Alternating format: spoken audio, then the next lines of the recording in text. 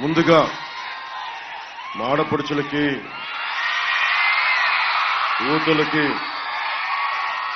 మీ అందరికీ నా హృదయపూర్వక నమస్కారాలు. హారతులు తీస్తున్న మా ఆడపడుచులకి నా ప్రత్యేక నమస్కారాలు. తెలుగుదేశం కార్యకర్తలకి, దూరాన తెలుగుదేశం జెండాలు మోస్తున్న కార్యకర్తలకి నా హృదయపూర్వక నమస్కారం. మబ్బుల్లో పరిగెత్తే పిడుగుల్లాంటి మా జన సైనికులకి నా ప్రత్యేక నమస్కారాలు. కష్టం ఉంటే కథం తొక్కే మా వీర మహిళలకి నా హృదయపూర్వక నమస్కారం. దారి పొడవునా పెద్దలు, ఉంగుటూరు నియోజకవర్గ పెద్దలు దారి పొడవుతా వారికి నా అభినందనలు తెలియజేస్తా ఉన్నారు. మేడలపైన, మిద్దెలపైన ఉన్న ప్రతి ఒక్కరికి కూడా నా హృదయపూర్వక నమస్కారాలు. ఇది మనం కరెక్ట్గా ఇంకొక 13 రోజుల్లో మే 13న మనకి ఎన్నికలు.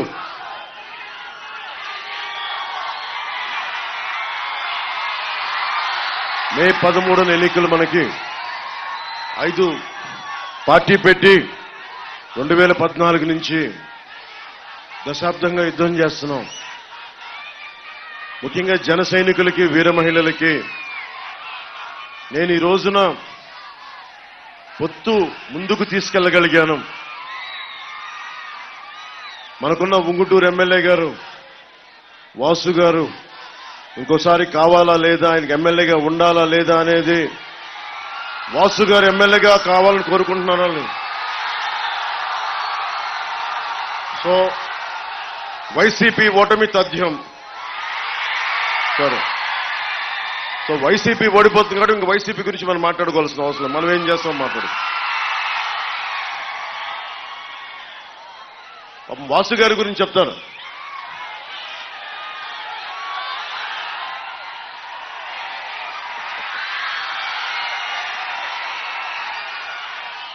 వాసు గారి ఇల్లు నెడుమరు మండలం భువనపల్లిలో. ఆయన ఇంటికే దారి ఎంచుకోలేని వ్యక్తి అని చెప్తా ఉన్నా.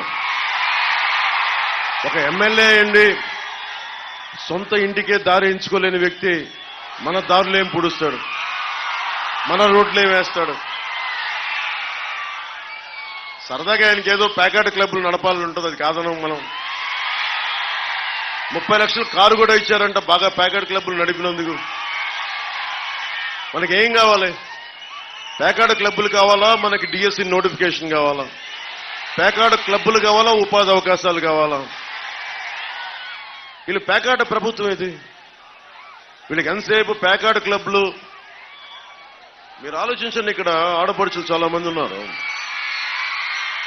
మీరు ఆలోచించండి అమ్మా. జగన్ గారు చాలా మర్యాదగా వచ్చి అందరు నమ్మారు కదా. 2019 రోడ్ల మీద తిరిగి నేనున్నాను, ఒక్క ఛాన్స్ అంటే అందరూ నమ్మి ఓటేశారు. మీరందరూ చదువుకున్న వ్యక్తులు, మీరందరూ అవగాహన ఉన్న వ్యక్తులు. ఇందాకే అంబేద్కర్ గారి ఫోటో చూశాను అక్కడ. రాజ్యాంగం మీద ఎంతో కొంత అవగాహన ఉన్న వ్యక్తులు. కనీసం ఇంటర్మీడియట్ చదివినా కానీ మనకి స్థానికంగా మనకి రాజ్యాంగం మీద ఒక కనీస అవగాహన ఉంటుంది మనకి 10th ఇంటర్లోనే. బేసిక్గా మనం ఆలోచించాల్సింది, ప్రభుత్వాలని ఎన్నుకునేటప్పుడు మీరు సరైన నాయకుల్ని ఎన్నుకోకపోతే భవిష్యత్తు మీది, నాది కాదు. మీ దృష్టికి తీసుకొస్తా ఉన్నాను ఈ రోజున. రోడ్లు వేయటం ఇవన్నీ పక్కనవి. ఎవరైనా ఏం ఆలోచించాలి 5 సంవత్సరాల తర్వాత అంటే మన భవిష్యత్తు. అక్కడ చిన్న బిడ్డలను వేసుకొని ఉన్నారు. అక్కడ దారి పొడవుతో చిన్న బిడ్డలను భుజాల మీద పెట్టుకున్నారు. ఎంతమందికి తెలిసి ఈ రాష్ట్రంలో ఈ రాష్ట్ర ప్రభుత్వం పాలనలో 5 ఏళ్ల పాలనలో నాడు నేడు పథకం ద్వారా స్కూల్స్ అభివృద్ధి చేశామని వైసీపీ నాయకులు చెప్తున్నారు. మీరు ఎన్ని స్కూల్స్ అభివృద్ధి చేశారో లేదో మాకు తెలియదు, కానీ పేకాట, మద్యం మటుకు, ఇసుక దోపిడీ మటుకు చాలా అభివృద్ధి జరిగింది. జగన్ నాయకత్వంలో ఈ ప్రభుత్వం ఎయిడెడ్ కళాశాలల్ని, ఎయిడెడ్ స్కూల్స్ ని మూసేసింది. ఈ ప్రభుత్వం 4709 పాఠశాలల్ని మూసేసింది. ఈ 5 ఏళ్ల కాలంలో స్కూల్ మానేసిన విద్యార్థులు 3,88,000 మంది విద్యార్థులు స్కూల్ మానేశారు. 5 సంవత్సరాల నుంచి 18 సంవత్సరాల వయసున్న విద్యార్థులు, ఇది మీరు చాలా జాగ్రత్తగా వినాలి. 5 సంవత్సరాల నుంచి 18 సంవత్సరాల వయసున్న విద్యార్థులు రాష్ట్రంలోనే ఆంధ్రప్రదేశ్లో ఒకళ్ళు కాదు, ఇద్దరు కాదు, 62,000 మంది విద్యార్థులు చచ్చిపోయారు. ఇది ఎప్పటికీ బయటికి రాదు. ఇది 62,000 మంది విద్యార్థులు మృతి చెందారు. 5 సంవత్సరాల నుండి 18 సంవత్సరాల వయసు బిడ్డలు. ఏ రోజు కూడా జగన్ దీని మీద ప్రెస్ మీట్ పెట్టలా. వీరి అనారోగ్య సమస్యలు ఏంటి, పౌష్టికాహారం లోపం వల్ల చనిపోయారా, ఇంకేదైనా ఇతర ఇబ్బందులు ఉన్నాయా అని కనీసం హెల్త్ సర్వే చేయించలేదు. దీని మీద ఒక్క ప్రెస్ మీట్ పెట్టలేదు. చివరికి జగన్ ఎలాంటి స్థాయి వ్యక్తి అంటే పిల్లలకి ఇచ్చే చిక్కీ కవర్ల మీద కూడా 67 కోట్లు దోచేసిన వ్యక్తి. ఎమ్మెల్యే వాసు గారేమో పేకాట క్లబ్లు, జగన్ గారేమో చిక్కీల మీద కూడా 67 కోట్లు దోచేసిన వ్యక్తి. స్కూల్ పిల్లలకి ఇచ్చే నోట్స్ మీద చిన్నప్పుడు నేను కూడా స్కూల్లో చదువుకున్నాం. ఎవరి అట్టలు వేసుకోవడానికి బాగుంటుంది మనకి స్కూల్ అట్టల మీద, స్కూల్ పుస్తకాల మీద ఎవరి అట్టలు ఉంటే ఇన్స్పైరింగ్ ఉంటుంది. ఒక భగత్ సింగ్ పుస్తకం ముద్రణ ఉంటే బాగుంటుంది, అంబేద్కర్ గారి ఫోటో ఉంటే బాగుంటుంది, మహాత్మా గాంధీ గారి ఫోటో ఉంటే బాగుంటుంది నోట్బుక్స్ అట్టల మీద. అలాంటిది జగన్ ఫోటో ఎందుకు దరిద్రంగా ఉంటుంది కదా. చిన్నపిల్లలకి ఏం చెప్తున్నావా జగన్ నువ్వు? కాదు, మీరు నవ్వుతున్నారు కదా. మీరు చెప్పండి, ఈ ముఖ్యమంత్రి 5 సంవత్సరాల నుంచి బెయిల్ మీద ఉన్న వ్యక్తి. ఇతను 32 కేసుల పైన 39 కేసులు ఉన్న వ్యక్తి 5 సంవత్సరాలు బెయిల్ మీద తిరుగుతా ఉన్నాడు. ఇక్కడున్న మీరు ఒక్కళ్ళకి పాస్పోర్ట్ కావాలి అంటే, ఏదైనా ఉద్యోగం కావాలంటే పోలీస్ వెరిఫికేషన్ కావాలి. పోలీసులను నియంత్రణ చేసే వ్యక్తి 5 సంవత్సరాలు బెయిల్ మీద ఉన్నాడు. ప్రభుత్వ అధికారులు లంచాలు తీసుకుంటున్నారా లేదా అని చెక్ చేసే ఏసీబీ మీద ఆధిపత్యం చూపించే వ్యక్తి ముఖ్యమంత్రి. ఆ ముఖ్యమంత్రి మీద ఎన్ని కేసులు ఉన్నాయి? 30 కేసుల పైన 5 సంవత్సరాల నుంచి బెయిల్. ఏం సూచిస్తుంది ఇది? మనకు ముఖ్యమంత్రి మనోడా, మన వర్గపోడా, మనోడని కాదు, ముఖ్యమంత్రి స్థానంలో ఉండేవాడు సరైనోడా కాదా అనేది మనం అందరం ఆలోచించాలి. మీ భవిష్యత్తు ఇది.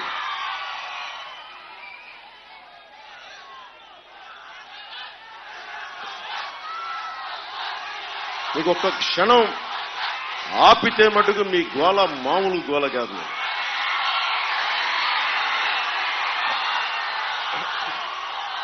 నేను ఆంధ్రప్రదేశ్, ఉమ్మడి ఆంధ్రప్రదేశ్ ఒక ప్రభుత్వ ఉద్యోగి కొడుకుని.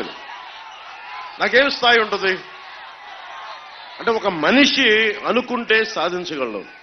నేను పార్టీ ఎందుకు పెట్టానంటే, ఇందాక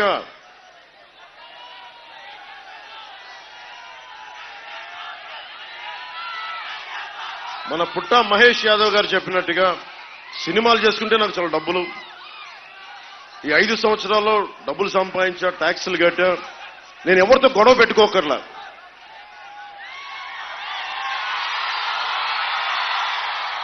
ఎవరితో గొడవలు పెట్టుకోకర్లా, సజ్జల గారి చేత మాటలనిపించుకోకర్లా, జగన్ గారితో మాటలనిపించుకోకర్లా.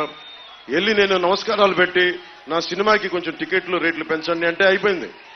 ఎవరితో గొడవలు లేవు. కానీ మీకు ఏమి నచ్చుద్ది?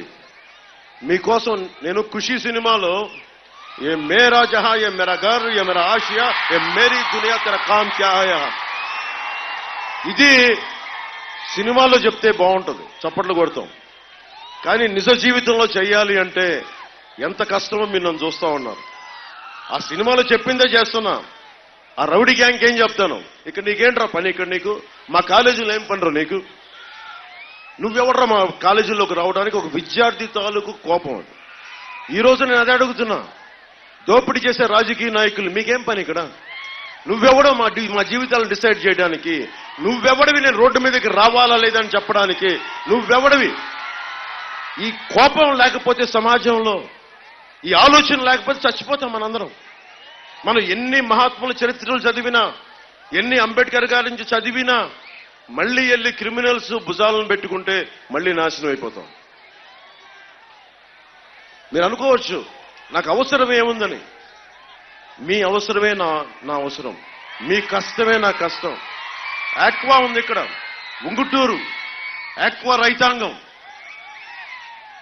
35% ఎక్స్పోర్ట్స్ ఆంధ్రప్రదేశ్ నుంచి వెళ్తాయి, ఆక్వా ఎక్స్పోర్ట్స్. కానీ ఇక్కడ మొత్తం ఆక్వా చెరువుల వల్ల మీకు తాగునీటికి ఇబ్బంది ఉందా లేదా చెప్పండి. ఉంగుటూరు నియోజకవర్గంలో సరైన నీళ్లు వస్తున్నాయా లేదా, ఇబ్బందిగా ఉందా లేదా, మరి ఎవరు మాట్లాడతారు? వాసుబాబు గారేమో కూర్చొని పాపం ప్యాకెట్ క్లబ్లు డెవలప్ చేస్తా ఉన్నారు. మీకు పైప్ లైన్స్ ఎవరేస్తారు? మీకు వాసుబాబు గారు ప్యాకెట్ క్లబ్లో బిజీగా ఉన్నారు. మన కోసం పనిచేసే వ్యక్తి కావాలి. అందుకే ఉంగుటూరి మన ధర్మరాజు గారిని పెట్టాం గాజు గ్లాస్ గుర్తు మీద. పుట్టా మహేష్ యాదవ్ గారిని మన ఏలూరు ఎంపీగా ముందుకు తీసుకెళ్తున్నాం సైకిల్ గుర్తు మీద, తెలుగుదేశం పార్టీ మీద. అనర్గళంగా తమిళ్, తెలుగు, కన్నడ, హిందీ, అఫ్కోర్స్ ఇంగ్లీష్తో పాటు అన్ని భాషలు మాట్లాడగలరు. ఆయన గొంతు వినిపించాలి, ఆయన గళ వినిపించాలి.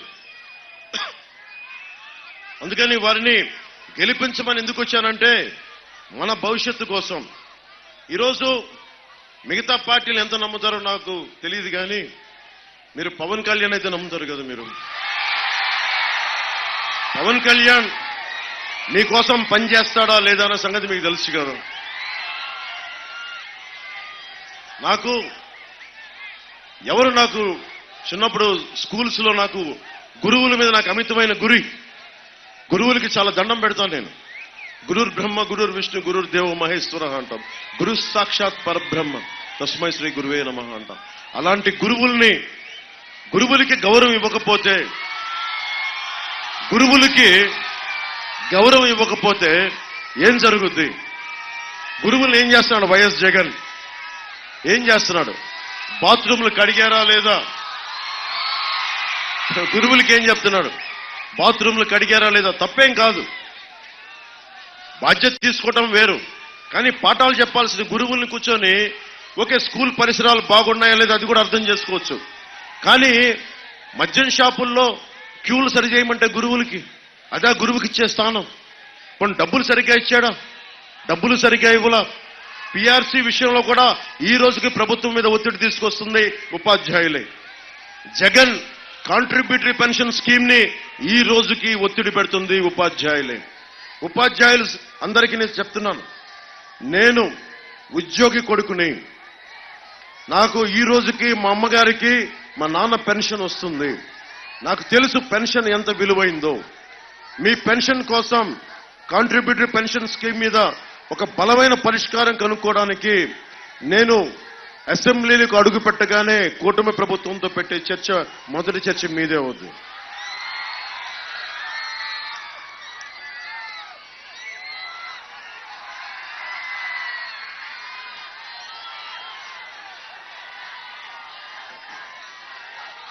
అలాగే గణపవరం మండలంలో, ఉంగుటూరు నియోజకవర్గం గణపవరం మండలంలో వైసీపీ నాయకులు జన సైనికుల్ని, టీడీపీ కార్యకర్తల్ని చాలా దౌర్జన్యం చేస్తున్నారంట. జనసేన టీడీపీ పార్టీలకి ఓట్లేస్తే మీ అంతు చూస్తాం, మీ చేతులు వేళ్లు నరికేస్తామని బెదిరిస్తున్నారంట.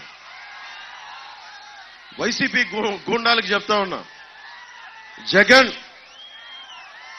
ఆధ్వర్యంలో నడిచే వైసీపీ గూండాలకి, ఉంగుటూరులో ఉన్న వైసీపీ గూండాలకి, రాష్ట్రం మొత్తం మీద ఉన్న వైసీపీ గూండాలకి ఇలాంటి తాటాకు బెదిరింపులకి మేము లొంగం. మీకు అర్థం కానిది ఏంటంటే, ఏ స్వార్థం లేకుండా ఉండే జన సైనికులు ఉన్నారు, గుర్తుపెట్టుకోండి. మా వీర మహిళలు చెంగు మడిచి చెయ్య తీశారంటే వజ్రాయుధం కంటే ఎక్కువ దెబ్బ పడదు మీకు. అంటే మీరు ఏళ్ళు నరుకుతారా? అంటే మాకు ఓట్లేస్తే మీరు ఏళ్ళు తీసేస్తారా? మేమందరం చేతులు కట్టుకొని కూర్చున్నామా? మేమందరం మాకు దమ్ములు లేవా?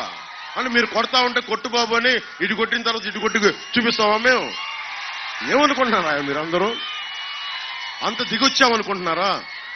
ప్రభుత్వం రాకముందే ఒక్కొక్క వైసీపీ గుండాకి రోడ్ల మీద పరిగెత్తిచ్చాం, గుర్తుపెట్టుకోండి. రోడ్ల మీద పరిగెత్తించాం.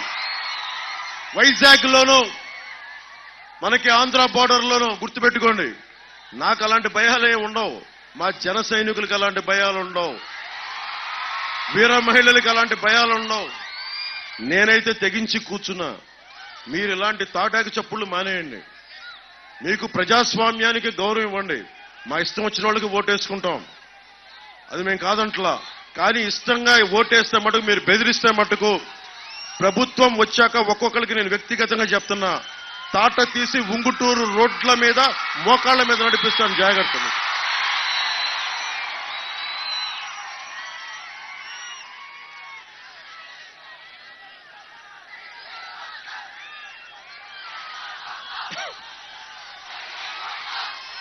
ఏంటిది? అరటిపండు తొక్క. అరటిపండు తొక్క అది. అవును, మనకి వాళ్ళు అరటిపండు తినేసి మన ముఖమే తొక్క వేసిరేసారు. అరటిపండు తొక్క గవర్నమెంట్ కాకుండా తొక్కలో గవర్నమెంట్ అది. ఆ ఫ్యాన్కి సౌండ్ ఎక్కువ, గాలి తక్కువ సౌండ్ ఆ ఫ్యాన్కి. ముఖ్యంగా మన ఉంగుటూరు నియోజకవర్గానికి సంబంధించి మట్టి కంకర లారీని 8,000కి అమ్ముకునే వాళ్ళు కాదు. ధర్మరాజు గారు లాంటి దమ్మున్న నాయకుడు మనకు కావాలి. మనకి తాగునీటి రక్షిత నీటి కావాలి అంటే పుట్ట మహేష్ యాదవ్ గారు బలంగా నిలబడతారు. ఇంకోసారి వైసీపీ వస్తే ఏం జరుగుద్దంటే, మన నిడమర్రు భీమేశ్వర ఆలయంలో వాళ్ళు కూర్చొని ఆ చెరువున్న భూముల్ని అవి కూడా తవ్వేసుకుని లీజులు కూడా కట్టట్లేదు. దేవుడి భూములు. మనకి చాణక్యుడు ఒకటే చెప్తాడు, నువ్వు ఏ డబ్బన్నా తీసుకో, కానీ దేవుడు మాన్యాల మీద టచ్ చేసేవా తరాలు ఎగిరిపోతాయి. మీకు గుర్తుపెట్టుకోండి. సరే, మీకు తరాలు ఎగిరిపోవాలంటే వైసీపీ నాయకులు రెచ్చిపోండి. మీకు భూమి పిచ్చి ఎక్కువైపోయింది. ఎక్కడ భూమి కనపడ్డా తీసేసుకుందామని చెప్తా ఉన్నారు. మీరెవ్వరైనా సరే భూమిలోకి దిగిపోవలసిన వాళ్ళే. మీరు భూమికి బాకీ ఉన్నవాళ్ళు మీరందరూ, మర్చిపోకండి ఆ విషయం. అలాగే కొల్లేరు ప్రాంతంలో ఈ చుట్టుపక్కల చేపల చెరువులు ఎక్కువగా ఉండే ప్రాంతం ఇది. ఇక్కడి నుంచి చేప రొయ్య ఎగుమతి చేసే వ్యాపారులు ఎక్కువ. కొల్లేరు కాంటూరు సమస్య మూలంగా చేపల చెరువుల వాళ్ళు ఇబ్బంది పడతా ఉన్నారు. వైఎస్ఆర్ గారి సమయంలో కొల్లేరు పరిరక్షణకి చేసిన ఆపరేషన్ కల్లూరులో చాలా చెరువులు ధ్వంసం చేశారు, బాంబులు పెట్టి పేల్చారు. కాంటూరు లెక్కలు పరిగణించకుండా జిరాయితీ భూముల్లో ఉన్న చెరువులు కూడా పోయాయని ఎప్పటి నుంచో ఉన్న సమస్య. వాటికి పరిహారం ఇస్తామని ఈ రోజు వరకు ప్రభుత్వం చెప్పింది, ఇప్పటిదాకా ఇవ్వలేదు. మనకి ధర్మరాజు గారు ఈ సమస్యకి ప్రత్యేకమైన శ్రద్ధ పెట్టి తెలుగుదేశం, జనసేన, బీజేపీ కూటమి ఈ బాధ్యత తీసుకుంటుంది. కొల్లూరు రీసర్వే, కాంటూరు లెక్కలు తేల్చాలి, ఇది డిమాండ్. కాంటూరు లెక్కలు తేలితే దాదాపు 10,000 ఎకరాలకి రైతులకు ప్రయోజనకారిగా ఉంటుంది. ఆ విషయం కూడా మేము శ్రద్ధ పెడతాం. కొల్లేరులో పారిశ్రామిక కాలుష్యం, ఆక్వా మనకి డ్రైనేజ్ వదిలేయడంతో చేపలు కూడా దెబ్బతింటా ఉన్నాయి. అలాగే సీజన్ లో వచ్చే ఎక్కడో సైబీరియన్ కొంగలు కూడా రావడం మానేసినాయి. అందుకని ఏదైనా సరే శుద్ధి చేసిన తర్వాతే కొల్లేరులో వదులుతాం అన్న మాట. నేను వ్యక్తిగతంగా దీని మీద నేను పోరాటం చేస్తాను.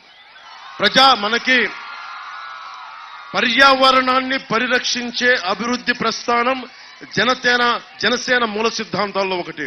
దానిని ప్రత్యేక శ్రద్ధ పెట్టి పుట్ట మహేష్ గారిని అడుగుతా ఉన్నాను, మీరు గెలిపించగానే మీరు చేయాల్సింది ఈ వ్యర్థాలని తిరిగి పాతకాలంలో లాగా ఒక 2-3 దశాబ్దాల క్రితం ఎలా సైబీరియన్ పక్షులు వచ్చాయో ఈ వ్యర్థాలను శుద్ధి చేసి తర్వాతే కొల్లేరులోకి వదిలేలాగా మీరు జాతీయ స్థాయిలో పోరాటం చేయాలి. దానికి మేమందరం మీకు అండగా ఉంటాం. నేనైతే ప్రత్యేకించి నేను మాటిస్తున్నాను, నాకు పర్యావరణం కాలుష్యం చాలా బాధ. భవిష్యత్తులో బిడ్డలు బాగుండాలంటే కాలుష్యం తగ్గాలి, అభివృద్ధి ఉండాలి, కానీ కాలుష్యంతో కాదు.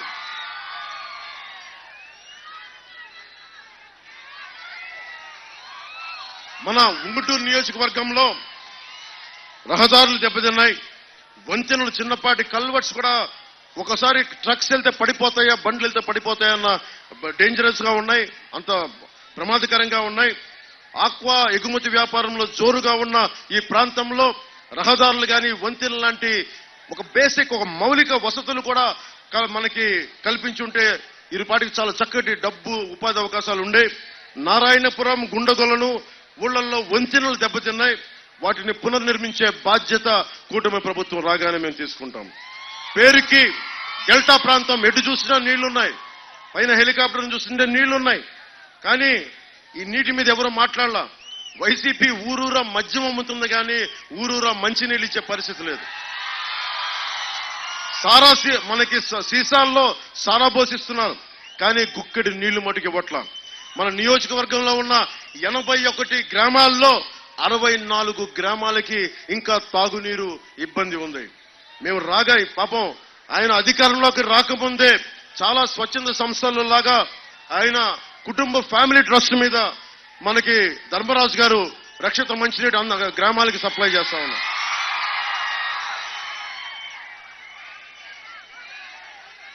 అలాగే ఆక్వా రైతాంగం కూడా మీకు బలమైన చేయూతని ఇవ్వాల్సింది పోయి మిమ్మల్ని అగాధంలోకి తోసేశాడు. ముఖ్యంగా ఆక్వా రైతాంగానికి మీకు జరిగిన అన్యాయం, కరెంటు కానీ సీడ్ కానీ ఫీడ్ కానీ అన్ని రేట్లు పెంచేసి ఈ ఆక్వా రైతుల్ని ముంచేసిన ప్రభుత్వం ఇది. ఇదే కంటిన్యూ అయితే మన రాష్ట్రానికి మన దేశానికే విదేశ మారక ద్రవ్యం మనకి లోటైపోతుంది. ఈ వ్యవస్థ మారకపోతే చాలా పెద్ద ఎత్తున మనకి విదేశ మారకం దెబ్బతింటాం మనం. గత ప్రభుత్వ హయాంలో యూనిట్ ₹1.5 ఉంటే కరెంటు ధర తగ్గిస్తున్నామని సీఎం కాకముందు చెప్పిన వ్యక్తి ఈ రోజున ఆక్వా రైతులకి ₹5 కట్టే స్లాబ్ పడేలా రూల్స్ మార్చేశాడు. 2019 ముందు ఒక బ్యాగు ఖరీదు సీడ్ ఖరీదు ₹1650 అయితే ప్రస్తుతం రేటు ₹2750. అంటే ₹1100 వ్యత్యాసం. ప్రతి ఆక్వా రైతు కార్మికులు ఆలోచించాలి. ₹1150 పెంచిన వైసీపీ ప్రభుత్వం కావాలా, లేదంటే మీకు అండగా నిలబడే కూటమి ప్రభుత్వం కావాలా, అది ఒక ధర్మరాజు గారు కావాలా, లేదా పుట్ట మహేష్ యాదవ్ గారు కావాలన్నది మీరు చాలా లోతుగా ఆలోచించి ఓటేయాలి. ఆక్వా రైతు ప్రతి కేజీకి ₹50 నష్టపోతా ఉన్నారు. రైతు ఇంచుమించుగా 50,000 నష్టపోతా ఉన్నారు. రైతులు నష్టపోకుండా ఉండే బాధ్యత మేము వచ్చి మాట్లాడతాం, మీ సమస్యను తీరుస్తామని తెలియజేస్తా ఉన్నాం. అలాగే సబ్సిడీలో వచ్చే ఏరేటర్లు ఆపేశారు. ఎన్నికల ముందు మద్దతు ధరని చెప్పిన వ్యక్తి ఈ రోజున ఆపేశాడు. ఇంకా ఆక్వా రైతాంగానికి తెలియంది, మీ ద్వారా ట్యాక్సులు కలెక్ట్ చేసి నేషనల్ ఫిషరీస్ డెవలప్మెంట్ బోర్డు నుంచి తిరిగి మీకే రావాలి ప్రోత్సాహకాలు. అలాంటిది తెలంగాణలో ఇస్తున్నారు, కర్ణాటకలో ఇస్తున్నారు. కానీ ఆ డబ్బులు మీరు ఇచ్చిన ట్యాక్స్ డబ్బులు భవన నిర్మాణ కార్మికుల సంక్షేమ నిధిని ఎలా దోచేశాడో అలాగే ఆక్వా రైతాంగం కట్టిన ట్యాక్స్ డబ్బుల్ని జగన్ తను కూర్చొని తన సారాకి తన మద్యం వ్యాపారాలకి అమ్మేసుకుంటా ఉన్నారు.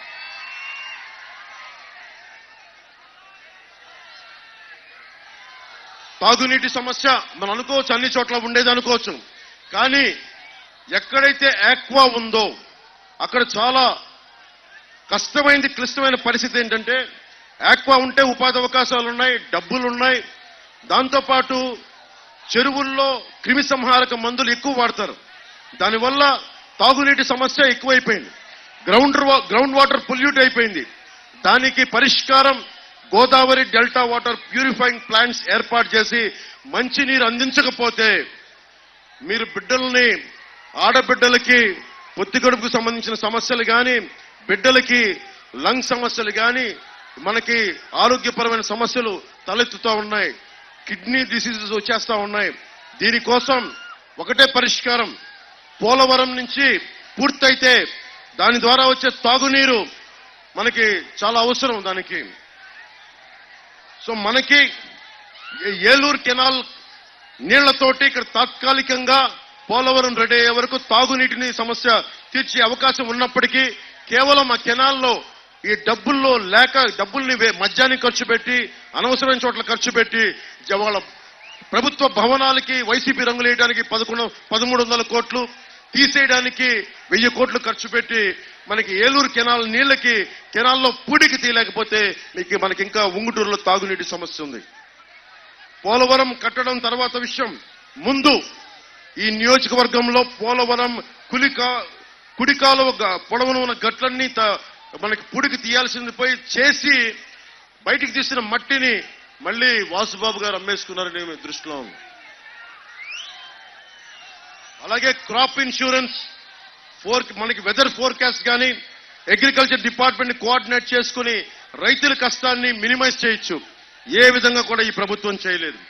ప్రధానమంత్రి గారి ఫసల్ బీమా యోజన పథకాన్ని కేంద్ర ప్రభుత్వం క్రాప్ ఇన్సూరెన్స్ పథకం ఉంది, దానికి 50% కేంద్ర ప్రభుత్వం పెట్టుకుంటే 25% రైతు 25% రాష్ట్ర ప్రభుత్వం పెట్టుకుంటుంది. ఈ రోజు వరకు రైతులు వాళ్ళు ప్రీమియం ఇస్తా ఉన్నారు, కానీ రాష్ట్రంలో ఆ బాధ్యత నుంచి తప్పించుకున్నారు. దాన్ని వైఎస్ఆర్ పంట బీమాగా మార్చాడు. స్టేట్ గవర్నమెంట్ లో తన వాటా కట్టేయడం మానేయడం వల్ల ఈ రోజున 10% రైతాంగానికి కూడా పరిహారం అందట్లా. రోడ్ల సమస్య ఉంది. రోడ్ల సమస్య మీకు ఎన్ని వేల మంది చనిపోయారో మీకు తెలీదు. చినుకు పడితే వర్షాకాలంలో స్విమ్మింగ్ పూల్ అయిపోతున్నాయి ఆంధ్రప్రదేశ్ రోడ్లు. వర్షంలో బయలుదేరిన వాళ్ళకి ఎక్కడ గుంతుందో ఎక్కడ రోడ్డు ఉందో తెలియదు. గజానికో గొయ్య. వాటిలో వెళ్ళడానికి అంబులెన్స్ లో పడే కష్టాలు. నిజంగా జబ్బున్న వాళ్ళు కానీ గర్భిణీ స్త్రీలు అంబులెన్స్ వెళ్ళాలంటే అది ఎంత ప్రమాదకరమైందో మీరు అందరూ ఊహించుకోవచ్చు. అలాగే రోడ్లని ఇన్ఫ్రాస్ట్రక్చర్ డెవలప్ చేయకపోతే ఎలాంటి నష్టాలు ఉంటాయని చెప్పడానికే పల్నాడులో మనకి ఒక చిన్న ఎగ్జాంపుల్ గా చెప్తున్నాను. హైయెస్ట్ రోడ్ యాక్సిడెంట్స్ ఆంధ్రప్రదేశ్ లో పల్నాడులో 4 పిల్లలు ఉన్న ఆనంద్ అనే యువకుడు చనిపోయాడు. కాకినాడలో పెద్దపాలెంకి చెందిన భవన నిర్మాణ కూలి సత్యబాబు చనిపోయారు. చిత్తూరు జిల్లా గొంటిపల్లి చెరువు దగ్గర కరుణాకర్ రెడ్డి గారు చనిపోయారు. నెల్లూరు జిల్లా మునుగోలులో బీజేపీ మండల అధ్యక్షుడు శ్రీనివాసులు రెడ్డి గారు చనిపోయారు. మన్యం జిల్లా సాలూరు మండలం లారీ డ్రైవర్ సురేష్ గారు బైక్ లో వెళ్తా ఉంటే యాక్సిడెంట్ అయి చనిపోయారు. ఇలా ఇన్ని వందల మంది వేల మంది చనిపోతా ఉన్నారు. వీళ్ళందరూ కొంచెం పేరున్నాళ్ళు కాబట్టి మనకు తెలిసింది. నేను కోరుకుంటుంది కూడా కనీసం మౌలిక అవసరాలు, కనీసం గుంతలు పూడ్చలేని ప్రభుత్వం మీకు ఇంకోసారి కావాలా లేదనేది మీరు నిర్ణయించుకోండి.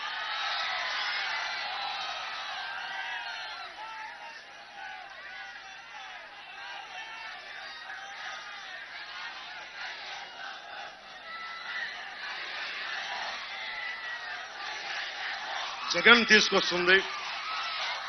ఈసారి కొడితే కుంభస్థలం బద్దలవ్వాలి, బద్దలవుతుంది. బద్దలు కొడదాం. మీరు అందరికీ చాలా మందికి ఏదో చిన్నపాటి ఇల్లు, చిన్నపాటి స్థలం, మీ తల్లిదండ్రులు స్వార్జితం, పిత్రార్జితం ఉంది కదా మీ అందరికీ వరకు. ఈ రోజున government, YCP government land titling act పట్టుకొచ్చింది. ఇది మీరు చాలా జాగ్రత్తగా వినాలి ఈ మాట. మీ భవిష్యత్తు కూడా ఇది చాలా అవసరం. మీరు చెప్పండి, ఒక బ్యాంక్ అకౌంట్ మీ దగ్గర ఉంటే మీరు ఎంత కాదనుకున్నా ఇది భారతదేశపు మౌలికమైన సమస్య. ఇది చేతుల్లో నేను నీకు ఎలా చెప్తాను, డిజిటల్ గా నేను నీకు ఇచ్చేస్తాను, నీ మొత్తం ఆస్తి పత్రాలన్నీ డిజిటల్ గా ఉంటాయని జగన్ చెప్తా ఉన్నాడు. సరే, సంతోషం, టెక్నాలజీ మారిపోతుంది, అద్భుతం జరుగుతోంది అని. మరి మన డీటెయిల్స్ అన్ని తీసుకెళ్లి హైదరాబాద్ లోని అక్కడ మనం కూర్చోబెట్టి ఒక కంపెనీలో పెడతాడు. నానక్రామంగూడలో ఒక కంపెనీ ఉంది, వైసీపీ వాళ్ళది. ఆ కంపెనీలో మీ ఆస్తి డీటెయిల్స్ అన్ని పెడతాడు. ఇక్కడ మీకు ఉదాహరణకి ఇక్కడ ఒక ఆక్వా రైతు ఉన్నాడు. నీకు ఎన్ని చెరువులు ఉన్నాయి, నీకు ఏమేమి ఉన్నాయి, అది ఎవరికి వెళ్తుంది, దానికి ముందు వెళ్ళింది మొత్తం డిజిటల్ గా వాళ్ళ దగ్గర ఉంటుంది. మీకు స్టాంప్ పేపర్లు ఉండవు. ఎవడన్నా సరే రేపు పొద్దున వచ్చి ఏ పులివెందల నుంచో జగన్ మనిషి వచ్చి ఇక్కడ వచ్చి ఈ స్థలం నాది అని కోర్టుకి మనకి సబ్ రిజిస్ట్రార్ ఆఫీసులో పెట్టుకుంటే అది మీకు తెలియాలి. అది మీకు తెలియకపోతే, మీరు క్లెయిమ్ చేయకపోతే మీకు ఎప్పటికీ రాదు. అది వెళ్ళిపోయింది, మనకి ఓనర్షిప్ ట్రాన్స్ఫర్ అయిపోయింది. ఇది మన తాతగారులు ఇచ్చింది, మన పిత్రార్జితం, మన కష్టార్జితం కావచ్చు. ఇవన్నీ తీసేస్తున్నాడు జగన్. అంబేద్కర్ గారు ఒకటే చెప్తారు, నువ్వు ఎన్ని గొప్ప చట్టాలైనా చెయ్యి, ఎన్ని ఉన్నతమైన ప్రతిపాదనలు చట్టాలు చెయ్యి, పాలించేవాడి బుద్ధి వక్రంగా ఉంటే మనం ఏం చేయలేము. పాలించేవాడి జగన్ వక్రంగా ఉందా, సబబుగా ఉందో మీరు ఆలోచించండి. అరే, ఉపాధి అవకాశాలు ఇవ్వలేదు, డిఎస్సి నోటిఫికేషన్ ఇవ్వలేదు, సిపిఎస్ నువ్వు రద్దు చేయలేదు, రోడ్లు వేయలేదు, ఉపాధి అవకాశాలు ఇవ్వలా, ఫీజు రీయింబర్స్మెంట్లు చేశారా లేదా మీకు చెప్పండి. మీరు ఎన్ని ఫీజు రీయింబర్స్మెంట్లు చేశారు? ఫీజు రీయింబర్స్మెంట్లో 10% కూడా చేయని వ్యక్తి. ఇవన్నీ చెప్పుకుంటూ వెళ్ళిపోతే అతనికి విరామం ప్రకటించడం చాలా అవసరం రాజకీయాల నుంచి. వైసీపీకి క్రాప్ హాలిడే లాగా మన రైతాంగం ప్రకటించినట్టుగా వైసీపీకి పొలిటికల్ హాలిడే ప్రకటించడం చాలా అవసరం. వాళ్ళు సరిదిద్దుకొని భవిష్యత్తులో ఒక 10-12 సంవత్సరాల తర్వాత తిరిగి వస్తే అప్పుడు మీరు ఆలోచించండి. రోడ్ల మీద తిరిగాడు కదా మా బాబే మా నాన్నే అని చెప్పి, అమ్మా నాన్నలేనే బిడ్డనమ్మా నేను, అమ్మా నాన్నలేనే బిడ్డనమ్మా, ఓటేయండమ్మా, మీ ఇంట్లో బిడ్డనమ్మా అన్నాడు. ఇంట్లో బిడ్డ ఏం చేశాడు? పొలాలు తీసేసుకున్నాడు. ఇంట్లో బిడ్డ ఏం చేశాడు? మద్యపానాన్ని అందరికీ ఫ్రీగా సప్లై చేస్తున్నాడు. ఇంట్లో బిడ్డ ఏం చేశాడు? ఇసుక దొబ్బేస్తా ఉన్నాడు. ఇంట్లో బిడ్డ మీ అన్నో తమ్ముడు అయితే ఫీజు రీయింబర్స్మెంట్ చేయాలి కదా, అది చేయడు. కానీ అమ్మా నాన్నలేని బిడ్డనమ్మా, ఏదన్నా అడుగు, అమ్మా నాన్నలేని బిడ్డనమ్మా. అరే నేను కూడా నాన్నలేని బిడ్డనే, నేను ధైర్యంగానే ఉన్నాను కదా. కనీసం మా నాన్న ముఖ్యమంత్రి కూడా కాదు. మా నాన్న కానిస్టేబుల్ గా పోలీసులో స్టార్ట్ అయ్యి ఎక్సైజ్ డిపార్ట్మెంట్ లో ఒక ఏఈ అసిస్టెంట్ ఎక్సైజ్ సూపరింటెండెంట్ గా రిటైర్డ్ అయిన వ్యక్తి. ప్రతిదానికి మీరు డ్రామా సంపి దొబ్బుతున్నారు మమ్మల్ని. ఏదన్నా మాట్లాడితే నేను లోకల్ కాదంటాడు. జగన్ నేను బాపట్లో పుట్టా, తిరుపతిలో నామకరణం చేశాను, ఒంగోలు నెల్లూరులో పెరిగా, పక్కనే ఉన్న మన మొగల్తూరులో మాకు పొలం ఉండేది, మాకు సొంత ఇల్లు ఉండేది. నీలాగా పాపం జగన్ వాళ్ళ తాతగారు చాలా గొప్ప వ్యక్తి. పాపం ఒక బలిజ కులానికి చెందిన వెంకట నరసయ్య గారి పాపం మైన్స్ ని, వెరైటీస్ మైన్స్ ని ఆయన చక్కగా ఆయన కింద కూలీగా పనిచేసి ఆయన తీసేసుకున్నారు. మాకు అలాంటి అవకాశాలు లేవు కదా జగన్. మేము కింద మీద నలుగురితో రావాలి, మాకు దగ్గర అంత డబ్బులు ఉండవు కదా జగన్. దోచేసే మైండ్లు మాకు లేవు కదా, మేము ఉద్యోగాల మీద బతికే జీవితాలు మేము ఏదో కష్టపడి కింద పడి వచ్చాం మేము. కానీ నువ్వు కూర్చొని నువ్వు మా కథలు చెప్పి ఒంటరి బిడ్డని, అమ్మ మీరందరూ ఉన్నారు, సొంత చెల్లికి గౌరవం ఇవ్వని వ్యక్తి అమ్మా. అరే ఏ అన్న అయినా సరే చెల్లి మీద అంత నీచంగా మాట్లాడతాడా? చెల్లి సంసారం గురించి మాట్లాడతాడా? మీరు చెప్పండి అమ్మా. నేను ఇది కూడా చెప్తున్నా, ఆడబిడ్డలకి మన మానానికి అమర్యాద జరిగితే వాళ్ళ మంత్రులు ఉన్నారు, 1-2 మానానికి అమర్యాదలు జరిగితే ఏమవుతుందని మాట్లాడతారు నీచంగా. 30,000 మంది ఆడపిల్లలు పైగా అదృశ్యం అయిపోతే, నేను వారాహి యాత్రలో చెప్పా, 30,000 మంది ఆడపిల్లలు అదృశ్యమయ్యారు ఆంధ్రప్రదేశ్ నుంచి అంటే నన్ను తిట్టని బూతులు లేవు వైసీపీ వాళ్ళు. నీకేం తెలుసురా అంటారు, అదంటారు ఇదంటారు. సన్నాసులారా, నేను చెప్పిన మాటే ఆయన మన home minister, associate home minister చెప్పారు, మన స్టేట్ మినిస్టర్ ఫర్ హోమ్. 30,000 మంది ఆడబిడ్డలు అదృశ్యమైపోయారు. ఈ మనిషి ఒక్క రోజన్నా మీకు దాని గురించి ఒక అభిప్రాయం చెప్పాడా? ఏం జరిగిందని చెప్పాడా? నేను అందుకే మాట్లాడుతున్నా, మీరు ఎన్ని గొప్ప వాళ్ళని పెట్టుకోండి, వైసీపీని కనుక మీరు ఇంకొకసారి లోపలికి తీసుకుంటే మొత్తం సర్వనాశనం అయిపోద్ది రాష్ట్రం. మాట్లాడితే జగన్ సజ్జల గారు చెప్తారు, ఆయన చాలా ఆధిపత్యపు మనిషి, ఆయన క్లాస్ 4 అంట. మా నాన్నేమో అసిస్టెంట్ ఎక్సైజ్ సూపరింటెండెంట్ గా రిటైర్డ్ అయిన వ్యక్తి, వాళ్ళ నాన్నగారేమో ముఖ్యమంత్రి, వెరైటీస్ గన్లున్నాయి, లక్షల కోట్లు విలువ చేసే ఆస్తులు ఉన్నాయి. నేను కూర్చొని క్లాస్ 4 అంట. నేనంట పేదవాళ్ళ రక్తం దోచేస్తానంట.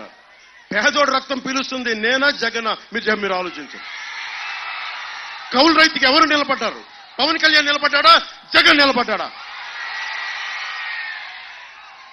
ఈ ల్యాండ్ టైటిలింగ్ యాక్ట్ ఎలాంటిదంటే, మనం చిన్నప్పుడు మనకి క్లాసిక్ మార్క్సిజం, దున్నేవాడితే భూమి అని ఉండేది మనకి. మీకు భవిష్యత్తులో కనుక మీరు వైసీపీకి ఓటేసి ఎవరైనా సరే, ఆంధ్రప్రదేశ్ లో గజం స్థలం ఉన్న వాళ్ళైనా సరే, సెంటు భూమి ఉన్న వాళ్ళైనా సరే, ఈ మాట మీరు చాలా జాగ్రత్తగా ఉండాలి. దున్నని భూమి అంతా జగన్దే అయిపోద్ది. దున్నిన భూమి మీద మీకు అధికారం ఉండదు. మీరు ఉండని స్థలాలన్నీ వైసీపీ జగన్వే అయిపోతాయి. మీరు ఉన్న స్థలాలు కూడా దాని మీద తాకట్టు పెట్టేస్తాడు. అందుకని ఇవి చాలా జాగ్రత్తగా ఆలోచించండి. మీ ఆస్తులకి మీరు వైసీపీకి ఓటేశారంటే మీ ఆస్తులకి మీరే కూర్చొని పెట్రోల్ వేసి తగలబెట్టేసుకున్నట్టు. జాగ్రత్త. అంటే ఒరిజినల్స్ అంటే వాళ్ళ దగ్గర పెట్టుకుంటారంట.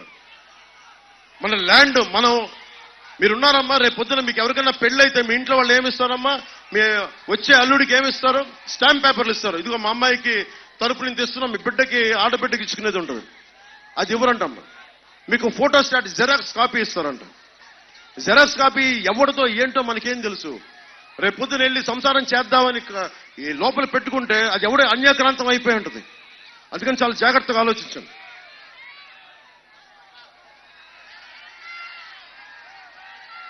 అయినా మన ఆస్తుల మీద భారతదేశపు పాస్పోర్ట్ మీద నరేంద్ర మోదీ గారి ఫోటో ఉండదు. భారత రాజ్యాంగం తాలూకు 4 సింహాలు మనకు కనిపించే 3 సింహాల రాజముద్ర ఉంటుంది. అలాగే మన పట్టాదారు పుస్తకాల మీద, మన ఆస్తి పత్రాల మీద జగన్ ఫోటో ఎందుకు దరిద్రంగా? మనకి ఆంధ్రప్రదేశ్ రాజముద్ర ఉండాలి. నవ్వుతా ఆయన ఫోటో ఎందుకు? తండ్రి లేని బిడ్డ ఫోటో మనకెందుకమ్మా? మనకి ఆయన ఫోటోలు ఎందుకు? తిరిగి కూటమి ప్రభుత్వం రాగానే ఆంధ్రప్రదేశ్ రాజముద్రతో ఉన్నాయన్నీ పునర్ముద్రిస్తాం.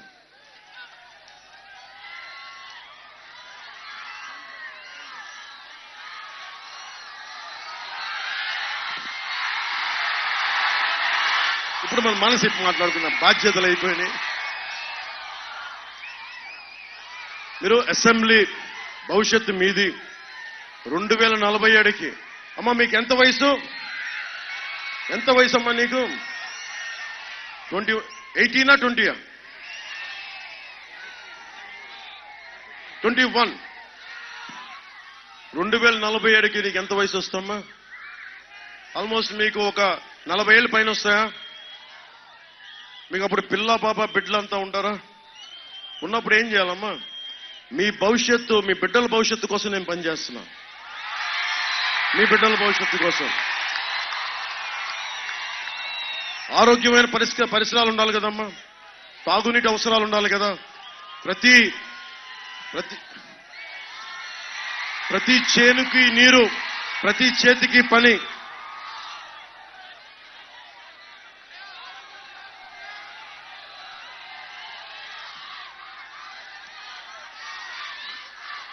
ఆరోగ్యం జాగ్రత్త ఉంటారా?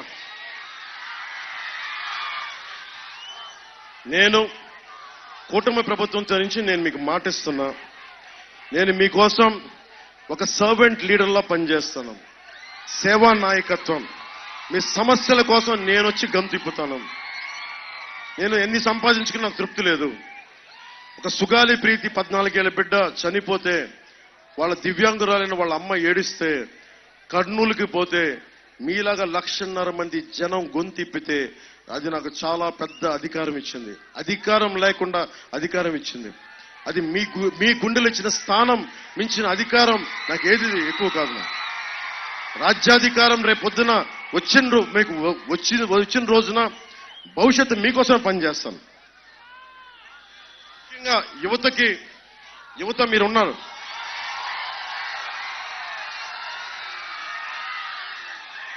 కుల గణాంకాలు అడుగుతారు. మిమ్మల్ని ఏమడుగుతారు? కుల గణాంకాల్లో మీరు ఏ కులం, మీరు ఏ వర్గం అని అడుగుతారు. ఎవరన్నా సరే ఇక్కడున్న ఆడపిల్లల్ని కానీ, యువతని కానీ, అక్కడున్న యువతరాన్ని కానీ, మీకు ఏ స్కిల్ ఉంది? మీకు ఇష్టాలు ఏంటి? మీ ఏమి నేర్చుకోవాలనుంది? మీకు ఏమి నేర్చుకుంటే డబ్బులు సంపాదించాలని ఉంది? అది ఎవడన్నా సరే గణాంకాలు తీసుకున్నారమ్మా ఇప్పుడు దాకా? ఒక్క భారతదేశంలో ఒక్క ప్రభుత్వం తీసుకుందా? అది కూటమి ప్రభుత్వం చేసి పెడుతుంది మీకు. నన్ను చూడండి, నేను మీ అంత చదువులు చదువుకోవాలా? నేను కావాలని ఇంటర్మీడియట్తో ఆపేశా. ఇంటర్మీడియట్ డిస్కంటిన్యూ చేశా. ఎందుకంటే నాకు నచ్చలా. చెప్పే చదువుకి నాకు లోపల ఇంట్రెస్ట్కి సరిపోలా. అందుకని చదువును వదిలేశాను. కానీ నేను చదవడం ఆపలా, నేర్చుకోవడం ఆపలా. చిరంజీవి గారి దయ, మెగాస్టార్ చిరంజీవి గారి దయ, ఆయన పుణ్యమా అని నాకు యాక్టింగ్ స్కిల్ ఒకటి నేర్పించారు. ఆ స్కిల్ నేర్పిస్తే ఎన్నో నేర్చుకున్నాను. నేను ఒక సినిమాటోగ్రఫీ నేర్చుకున్నాను, స్పెషల్ ఎఫెక్ట్స్ గురించి అవగాహన చేసుకున్నాను, స్క్రీన్ ప్లే గురించి అవగాహన చేసుకున్నాను, యాక్టింగ్ స్కిల్స్ నేర్చుకున్నాను, ఆర్ట్ డైరెక్షన్ గురించి అలవాటు చేసుకున్నాను, ప్రొడక్షన్ డిజైన్ గురించి అర్థం చేసుకున్నాను. ఇన్ని అర్థం చేసుకుంటే నేను కొత్త వారికి అవకాశం ఇవ్వగలిగాను. నేను ఒక్కడిని సినిమా తీస్తే రోజుకి 500 నుంచి 600 మంది అన్నం తింటారు, ఇంటికి డబ్బులు తీసుకెళ్తారు. ఒక్కడికి స్కిల్ నేర్పిస్తే. అలాంటిది నేను నా జీవితంలో పెద్ద కోరిక, మా నాన్నగారి కోరిక ఏంటంటే, అరే కళ్యాణ్ గారు సరిగ్గా చదవట్లేదు, వీడికి మా నాన్న కోరిక నన్ను ఒకటే, కనీసం నువ్వు డిగ్రీ పాస్ అవ్వరా, నువ్వు నేను ఎట్లాగా ఎస్ఐకి వెళ్ళైపోయిన కానిస్టేబుల్ గా వచ్చి అసిస్టెంట్ ఎక్సైజ్ సూపరింటెండెంట్ రిటైర్డ్ అయ్యాను, నువ్వు కనీసం ఎస్ఐగా ప్రారంభిస్తే కనీసం నువ్వు డిఎస్పీగా రిటైర్డ్ అవుతారు, అదేరా నా కోరిక. మా నాన్న ఉంది. మా నాన్నకి నేను దురదృష్టం, నేను చేయలేకపోయా. కానీ నేను పోలీస్ శాఖకు చెప్తున్నా, నేను పోలీస్ శాఖకి ఇచ్చేంత గౌరవం, అది మా నాన్నకి ఇచ్చినంత గౌరవం పోలీస్ శాఖకి ఇస్తాను. చాలా గౌరవిస్తాను పోలీస్ శాఖ. ఒక కానిస్టేబుల్ నుంచి ఉన్నతాధికారి వరకు ఎందుకు గౌరవిస్తానంటే, ప్రతి పోలీస్ చొక్కాలోనూ సర్వీసెస్ లో ఉండే ప్రతి వ్యక్తికి మా నాన్న తాలూకు కష్టాన్ని చూస్తాను. అందుకని మీకు రావాల్సిన టీఏలు కానీ డిఏలు కానీ మీకు సరెండర్ లీవ్స్ కానీ దాదాపు 750 కోట్లు రావాలి. ఈ ఎన్నికల్లోపే రావడానికి ప్రభుత్వానికి పిలుపునిస్తున్నాను. రాని పక్షంలో రాగానే మొట్టమొదటిగా బాధ్యత మేము తీసుకుంటాం. వారాంతపు సెలవులు ఉండాలి పోలీసులు మనస్ఫూర్తిగా కోరుకున్నాం. అలాగే భవన నిర్మాణ కార్మికులకి ప్రత్యేకంగా అండగా ఉంటాం. ఇది కూటమి చెప్తున్నది, యువతకి స్కిల్ డెవలప్మెంట్ శిక్షణ ఇచ్చి వారి కాళ్ల మీద వారు నిలబడగలిగే చేయటం, తద్వారా ప్రతి చేతికి పని కల్పించడమే ఎన్డీఏ కూటమి తాలూకు లక్ష్యం. చేతి వృత్తులు కుల వృత్తుల్ని పరిరక్షించడమే కూటమి లక్ష్యం. కూటమి అధికారంలోకి వచ్చిన వెంటనే మెగా డిఎస్సి విడుదల చేస్తాం. ప్రతి సంవత్సరం క్రమం తప్పకుండా జాబ్ క్యాలెండర్ ని విడుదల చేస్తాం. 50 సంవత్సరాలు నిండిన బీసీలకి నెలకి 4,000 చొప్పున పెన్షన్ 1వ తేదీనే ఇంటి వద్దన అందజేస్తాం. స్కూలుకు వెళ్లే ప్రతి విద్యార్థికి జగన్ చెప్పే అమ్మఒడని చెప్పి 2 విద్యార్థులు అంటే ఒక్క ఆ బిడ్డ ఇలా ఉండ ఈ కథలు కాకుండా ఎంతమంది ఉన్నా కానీ సంవత్సరానికి బిడ్డకి 15,000 చొప్పున ఎంతమంది పిల్లలుంటే అంతమందికి ఆ డబ్బులు వాళ్ళకి వస్తాయి. వంటింట్లో కుటుంబాలు నడిపే మహిళలకు చిన్న భారం తగ్గించడానికి 3 గ్యాస్ సిలిండర్లు సంవత్సరానికి ఉచితంగా అందజేస్తాం. ప్రతి రైతుకి సంవత్సరానికి 20,000 రూపాయలు ఆర్థిక సహాయం అందిస్తాం. ప్రతి మహిళకి నెలకి 1,500 రూపాయలు అందజేస్తాం. మహిళలకి ప్రత్యేకించి ప్రతి బస్సులో ఉచితంగా మీ ఆధార్ కార్డు ఉంటే చాలు మీరు ఉచితంగా ప్రయాణం చేసే సౌకర్యం కల్పిస్తాం. అలాగే ఆటో డ్రైవర్లకు ఇబ్బంది కలగకుండానే ఉంటుంది. ఇది పేదల కడుపు నింపడానికి అన్నా క్యాంటీన్లతో పాటు అమ్మ డొక్కా సీతమ్మ మాకు అన్నం పెట్టు తల్లి అంటే అలాంటి డొక్కా సీతమ్మ క్యాంటీన్లు కూడా ప్రారంభిస్తాం. ముఖ్యంగా స్థానిక సంస్థల ఎన్నికల్లో 34% ఉన్న బీసీ రిజర్వేషన్లని జగన్ వచ్చి 24% చేశాడు. దాన్ని తిరిగి 34% పునరుద్ధరణ చేస్తాం. బీసీ ఎస్సీ ఎస్టీ మైనారిటీ నిధుల్ని వారికే ఖర్చు చేస్తాం. ఎట్టి పరిస్థితుల్లో ఆ నిధుల్ని దారి మళ్లించమని తెలియజేసుకుంటూ, ఈ ఎన్నికలు 13 రోజులు భవిష్యత్తు మీది. మనం ఖచ్చితంగా గెలిచేస్తున్నాం, అనుమానం లేకుండా గెలిచేస్తున్నాం. జగన్ ఓడిపోతున్నాడు. వాసు గారు ఓడిపోయిన తర్వాత వాసు గారింటికి మనం రోడ్డు వేయిద్దాం. ధర్మరాజు గారి చేత రోడ్డు వేయించే బాధ్యత సొంత ఇంటికి ఆయన ఎంచుకోలేపాడు, ధర్మరాజు గారు వేయిస్తారు. పుట్ట మహేష్ యాదవ్ గారు మనకి కాంటూర్ సమస్యలు కానీ లేదంటే కొల్లేటి సమస్యలు కానీ యువతకు ఉపాధి అవకాశాలు కానీ స్కిల్ డెవలప్మెంట్ సెంటర్స్ కానీ ఆయన్ని ముందుండి తీసుకెళ్తారని తెలియజేసుకుంటూ, నాకు ఇంత అపూర్వమైన అవకాశాన్ని ఇచ్చిన మా అన్నదమ్మలకి, మా ఆడపడుచులకి, మా అక్క చెల్లెలకి, మా యువతులకి, మేడల పైన మిద్దెల పైన ఉన్న ప్రతి ఒక్కరికి, ఆ మూల దూరాన అల్లంత దూరాన ఉన్న అన్నదమ్మలకి, ఆడపడుచులకి, అక్క చెల్లెలకి, పెద్దలకి అందరికీ పేరు పేరున ధన్యవాదాలు తెలుపుకుంటూ సెలవు తీసుకున్నాను. జై టీడీపీ, జై బీజేపీ, జై జై జనసేన, జై హింద్.